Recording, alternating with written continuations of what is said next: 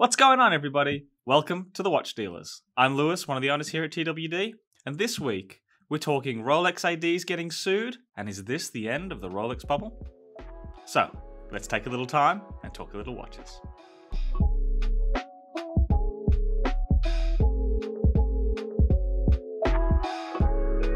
Alright, so before we get started, we've got to do the wristwatch check. Today, I'm wearing a Bulgari Diagonal Magnesium, 41mm PVD case. It's got a gorgeous magnesium blue dial, and that magnesium extends over the lugs of the case. It's a really interesting design element that Bulgari have incorporated here. Uses their in-house movement. This isn't a watch for everyone, but certainly a watch for me. It's part of my personal collection. I've had it for about 3 months now, and I really love this piece. Really enjoying wearing it as a small sports casual piece. Before we go any further though into today's topic, I want to remind you, check out thewatchdealers.com.au. This week in store, we're going to see a two-tone Omega Seamaster. This is a mid-size 36mm automatic. It's going to be very well priced, so make sure you keep an eye out for that. We're also seeing an Hublot MDM chronograph. This is a piece that we don't see very often. It takes a little bit of inspiration from that classic Fusion line. It's a bit of an older model, but priced very, very well. So keep an eye on the watchdealers.com.au for the new pieces in store. But let's talk about today's topic, and realistically, the week's topic in watches. Rolex has been sued this week by a former employee of an authorized dealer out of Chicago in the States. It's an interesting story because what's come to light now in a legal sense is an accusation that's been floating around in rumors for quite some time. We've all heard that Rolex ADs have been a little bit unscrupulous in their dealings, sending sports models out the back door for profit. Look, I've never heard of anything being proven on this front, and certainly one of the biggest ADs in my area in Brisbane and on the Gold Coast in Australia don't do this kind of thing, but doesn't mean it doesn't happen. And we do hear rumours quite often, especially around Australia, that pieces are coming out from the back door. And there are a lot of dealers here that are getting pieces in from overseas. Now, it's hard to talk about without throwing people under the bus and naming names, so I'm going to do my very best here because I want to be very clear. I have not heard any substantiated claim that this has occurred. But like most of you out there, we've all heard that it happens. Let's talk about why and how it happens first, and then we'll talk about a little bit more of the specifics of this case that's come to light recently. What we have is a situation where Rolex Authorised dealers have got a very, very popular product, and they don't have enough of that product to support the demand for that product. Let's take a Rolex Submariner. No-date version here is around 11,000 Australian dollars. We're seeing those prices now creep up into $15,000 and $16,000 on the used market. It's hard to justify that watch in a vacuum as a $16,000 watch. So what's happening is the supply is being choked, so the dealers aren't getting enough. They're putting people on wait lists, and they're not able to fulfill those wait lists in a reasonable time. Now, if you're a reputable dealer, or an authorized dealer, I should say, and you've got a long wait list and you don't have the supply of product that you necessarily need, what you'll do is you'll go down the list and first in line will get the next watch through. And that's how, in an ideal world, this should work. But we all know that's not what's happening because end users aren't seeing that product.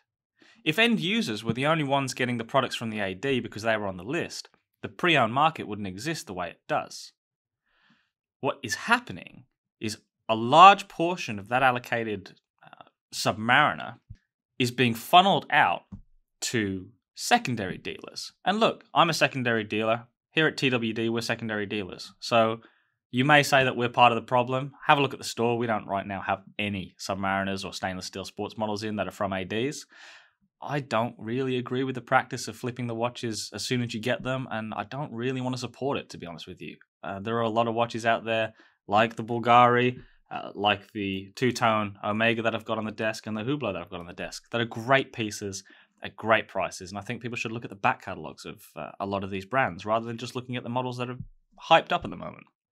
But that being said, what's happening is pieces are getting funneled out the back door to dealers. Those dealers are taking that $10,000 watch and they've got the cash there for the AD. And this is where the AD comes in. The AD can call a dealer who he knows has the cash ready to go. He doesn't have to call Joe Blow from the public on the list and hope that he still has that $10,000. He knows that dealer A has $10,000. So he'll pay him and he'll get it that day.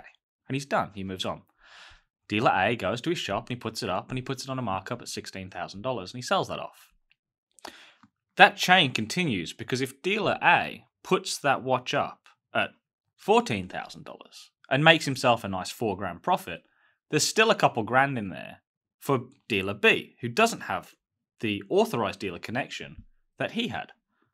He buys that watch at $14,000, he puts it up at $15,000, he makes $1,000 profit, and so on and so on. Where we see the bubble bursting is when all of that stock is in speculators' hands and it's not getting off to end consumers.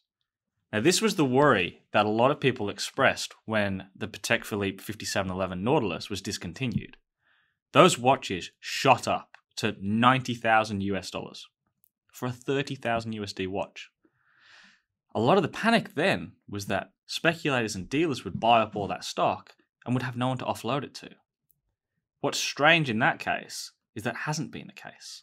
The dealers bought them, but end users were still there to buy them at the end of the day. So we're not seeing that bubble burst. What we're seeing with Rolex and what this lawsuit speaks to is that when all the stock is in the hands of dealers, they have to discount the price to offload it. And eventually the speculator at the end of the line loses. But dealer A doesn't, because dealer A got that at retail from the authorized dealer at the back door. And this is what's happened in Chicago, by all accounts. So it's alleged by the complainant in this matter that the authorized dealer in Chicago was running a sophisticated ring of pushing stainless steel sports models out to preferred dealers and then sharing in the profits when that dealer sold the piece on. So not only were they profiting off their legitimate sale to a customer, because at the end of the day, that's what that dealer is. He's a customer. It may be a little bit unethical and amoral, and the community at large may not support their actions. But at the end of the day, that's a retail exchange that's occurred and there's nothing wrong with it. When it becomes unlawful in the case of this matter is when the authorized dealer is also profiting off the sale from dealer A. So he sells that watch at retail. Dealer A pays $10,000 or $11,000.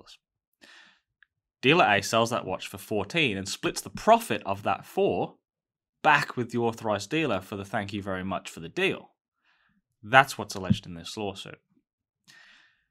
Look, if that's what's happening, then clearly that's illegal. Clearly that's against the authorized dealer's rules and regulations, and clearly Rolex is going to have something to say about that. So it'll be interesting to see what happens in the coming months once this lawsuit goes through the system in America. I'd love to hear what you guys have to say about the justice system in America as it pertains to what's going to happen in this situation. I'm halfway across the world. I don't really have much knowledge about the American legal system, but from what we see over here, I'm not putting a whole lot of faith that this will be resolved in a pleasant way. What's more likely to happen is that this big authorized dealer, and probably Rolex out the back door, is going to hand a lot of money to this complainant to make them go away. That seems to be what happens with things like this. The big company gets caught doing something wrong, and they pay the person off, and they go away quietly. We just kind of have to hope at this point that the complainant in this matter in Chicago is doing what they're doing for altruistic reasons and not just doing it for a quick buck. Guys, I'd love to hear what you have to say about this topic. It's an interesting one, and I'll be following this one closely over the next few months. Drop a comment down below. Let me know your thoughts, and if you've heard of any rumors or any practices like this in your area. Certainly in Australia, we don't get a lot of it, but the rumors are out there, so I'd love to hear what you have to say. Look, until next time, be sure to like and subscribe to this video. We'll be here next week with more great content. www.thewatchdealers.com.au for all of your pre-owned buying needs. Till next time, see you later.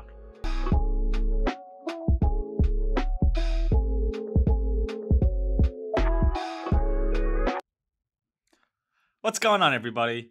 Welcome to the what? What a way to start.